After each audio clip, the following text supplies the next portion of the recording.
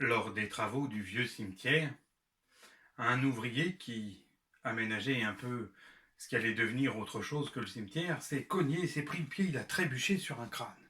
Et il a dit au crâne: «Oh, pas d'offense. Si je vous ai offensé, venez dîner à la maison à 8 heures ce soir.» Et tous les autres ouvriers du chantier ont rigolé. Et ils ont poursuivi leur journée. Mais le soir, à 8 heures précises, à la porte de l'ouvrier, et j'aime autant vous dire que cet ouvrier-là, même s'il n'a jamais pu raconter l'histoire à personne, de peur qu'on le prenne pour un fou, même si seuls les squelettes et les elfes ont été témoins de cette histoire, et c'est eux qui me l'ont raconté, cet ouvrier-là n'a plus jamais manqué de respect aux morts.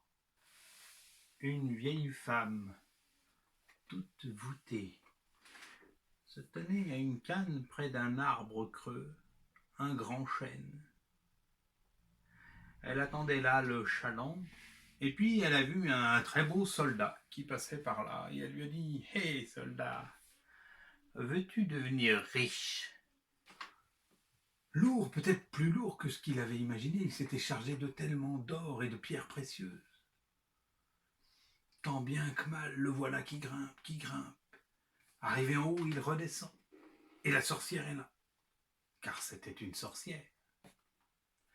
Carabosse était une sorcière très vieille, très laide et très méchante.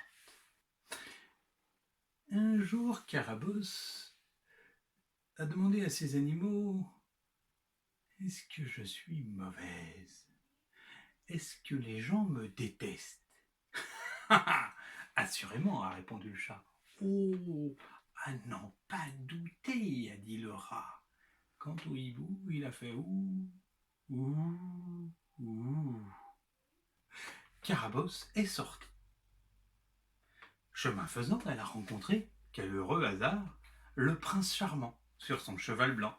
Elle lui a dit: « Prince charmant, veux-tu m'épouser? Je te... » Elle n'a pas eu le temps de finir sa phrase qu'il était déjà en train de galoper au loin.